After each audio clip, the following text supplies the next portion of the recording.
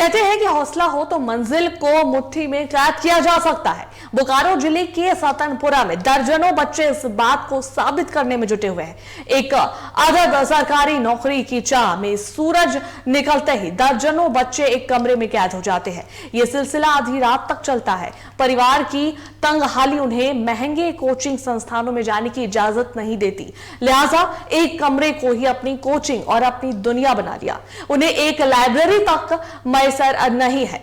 संसाधनों के अभाव में ही इनमें कुछ कामयाबी का किस्सा भी गढ़ रहे हैं। देखिए रिपोर्ट। ये दीपक हैं और ये प्रदीप। गरीब किसान परिवार से आने वाले दीपक और प्रदीप प्रतियोगिता परीक्षा की तैयारी कर रहे हैं। दीपक और प्रदीप के साथ दर्जनों युवा एक अदद सरकारी नौकरी की चाह में दिन रात एक कर रहे हैं। बोकारो जिले के सतनपुर गांव के बंद पड़े इसी सरकारी भवन के अहाते में दर्जनों नौजवान सुबह से लेकर देर रात तक देश दुनिया की हर मुद्दे पर चर्चा करते हैं। कोई रेलवे की तैयारी कर रहा है, कोई बैंकिंग की, कोई एसएससी की तैयारी कर रहा है तो कोई सीजीएल की। ये सभी गरीब परिवारों से आते हैं। कोचिंग संस्थानों के महंगे फीस इनके बूते से बाहर की बात है। गांव में कोई लाइब्रेरी भी नहीं, किसी तरह मोबाइल और इंटरनेट से काम चलाया जा रहा है। कई बार इस कमरे में अपने स्तर से छोटी लाइब्रेरी बनाने की कोशिश की गई, लेकिन दबंगों ने अरंगा डाल दिया। मुखिया से लेकर विधायक तक 3 साल से लाइब्रेरी बनाने का आश्वासन ही दे रहे हैं। ये हम लोग बगल में हम लोग जमीन बनाने का मतलब लाइब्रेरी बना चाहते थे। हम लोग काफी लोग मतलब भैया लोग सब सपोर्ट, गांव के भी आदमी सपोर्ट करने के लिए मतलब पढ़ने के लिए, तो वहाँ पे बनाने खोज रहे थे ग्रुप लाइब्रेरी टाइप का मतलब रूम बनाने के लिए ग्रुप स्टडी का। तो 1-2 आदमी ऑब्जेक्शन डाल रहे हैं कि नहीं बना देंगे। उन लोग से भी मतलब जो सरलख है उन लोग से भी बात किए हैं तो बोल रहा है कि अगर फंड आएगा तो बना देंगे। तो अभी तो हम लोग बात कर चुके हैं, 2-3 साल से बात कर रहे हैं, अभी तक फंड आया कि नहीं पता नहीं। ग्रुपिंग का तैयारी करते हैं। यहाँ पे कुछ व्यवस्था नहीं है, रूम का कुछ व्यवस्था नहीं है यहाँ पर, इसलिए पढ़ने के लिए हम लोग बहुत दिक्कत होता है। व्यवस्था नहीं, हम ही लोग भैया लोग देते हैं, उसी में कुछ व्यवस्था करते हैं। नहीं, सरकार की कोई मदद नहीं है। तो आप आगे क्या करना चाहते हैं? आगे सरकार से ये मांग कि अच्छा रूम हम लोग व्यवस्था करा जाए, लाइब्रेरी पुस्तकालय का। वहाँ हम लोग पैसा नहीं है ना, अपना गरीब परिवार से आते हैं, किसान का बेटा है, उतना पैसा कहाँ से मिलेगा हम लोग।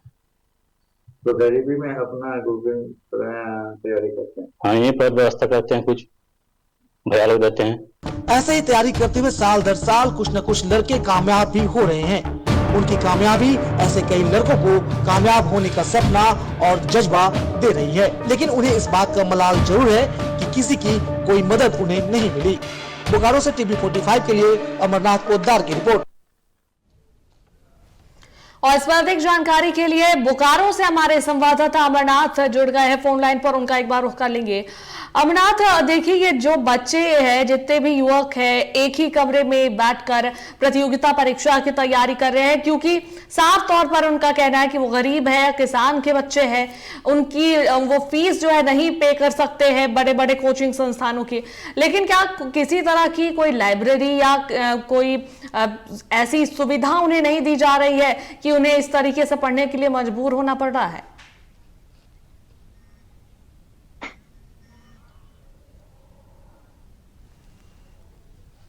हेलो, आवाज आ रही है आप तक अमरनाथ?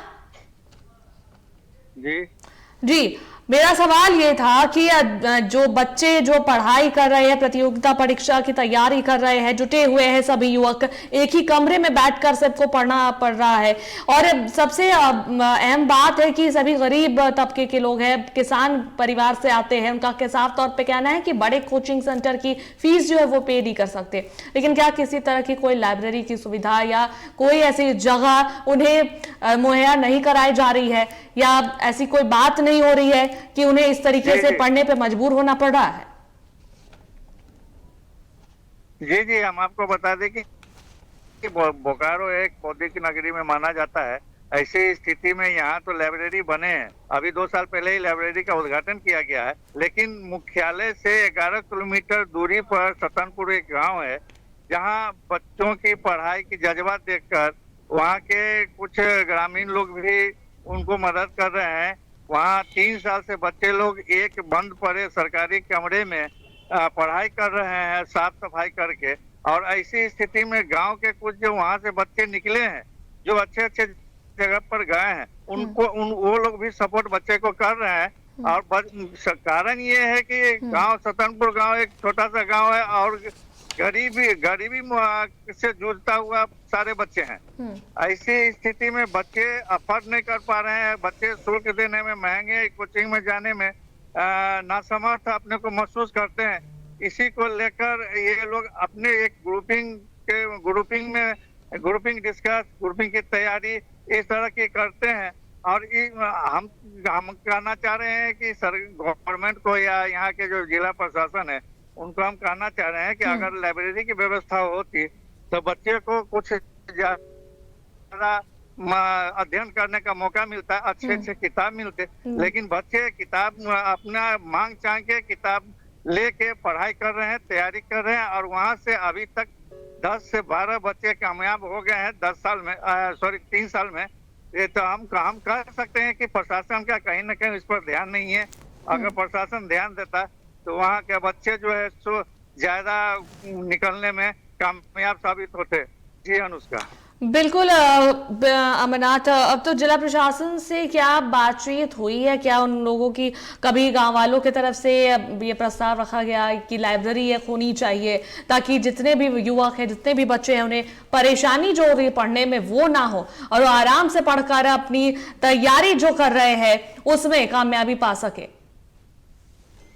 जी, हम आपको बता दें कि वहाँ के बच्चे डीसी के पास नहीं जा पा रहे हैं या उच्च अधिकारी के पास नहीं जा पा रहे हैं, लेकिन वहाँ के जितने भी बच्चे हैं, जितने भी स्टडी विद्यार्थी हैं, पढ़ रहे हैं, वो विद्यार्थी अपने गांव के मुखिया तक तो जरूर गए हैं।